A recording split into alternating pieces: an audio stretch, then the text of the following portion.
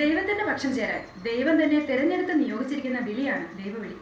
എന്ത് വന്നാലും ഞാൻ എപ്പോഴും ദൈവത്തോട് കൂടെ ഉണ്ടാകും എന്ന ഉറപ്പാണ് വിളി ജീവിതത്തിലൂടെ ദൈവത്തിന് നൽകുന്ന പ്രതിസമ്മാനം.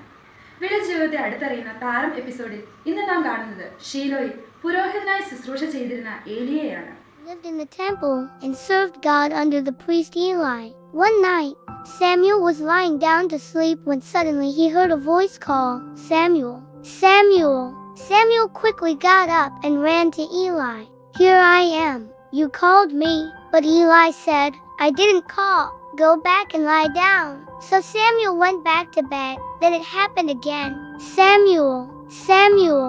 Samuel ran to Eli and said, "Here I am. You called me." But Eli answered, "I didn't call, my son. Go back and lie down." A third time the voice called, "Samuel, Samuel." Again, Samuel went to Eli. This time, Eli understood. He realized it was the Lord calling the boy. Eli told Samuel, "Go and lie down. And if he calls you again, speak, Lord, for your servant." തൻ്റെ മക്കൾ പാപകരമായ ജീവിതം നയിച്ചപ്പോൾ അവരെ ഉപദേശിച്ചുകൊണ്ട് പറഞ്ഞ ഒരു മെസ്സേജാണ് പുരോഹിതനായ ഏലിയുടെ ജീവിതം നമുക്ക് നൽകുന്ന വലിയ ഉത്തേജനം.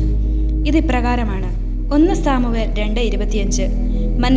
മനുഷ്യനോട് പാപം ചെയ്താൽ ദൈവം അവന് വേണ്ടി മാധ്യസ്ഥം വഹിക്കും. കർത്താവിനോട് പാപം ചെയ്താൽ ആര് മാധ്യസ്ഥം വഹിക്കും? ഈ ചോദ്യം സ്വയം ചോദിച്ചുകൊണ്ട് ദൈവത്തിൻ്റെ പക്ഷത്ത് നിൽക്കാനുള്ള എൻ്റെ വിളിയിൽ അല്പം കൂടി വിശ്വസ്തയായി നിലനിൽക്കാൻ പരിശ്രമിക്കാം. എന്നാൽ ഏലിയുടെ ജീവിതം ഒരു വലിയ കാര്യം കൂടി നമ്മെ പഠിപ്പിക്കുന്നുണ്ട്. എനിക്ക് ദൈവവിളി നൽകുമ്പോൾ എന്നെ ഭരമേൽപ്പിക്കുന്ന കുറേ അധികം ആത്മാക്കളെ രക്ഷിക്കാനുള്ള വിളി കൂടി ദൈവം നൽകുന്നു. എൻ്റെ വാക്കിലൂടെയും പ്രവൃത്തികളിലൂടെയും പ്രാർത്ഥനയിലൂടെയുമെല്ലാം അവരെ കൂടി നേടുവാൻ ഈ ദിവസത്തിൽ അല്പസമയം മാറ്റിവെച്ച് ഈ വിളി ജീവിതം നമുക്കും ധന്യമാക്കാം.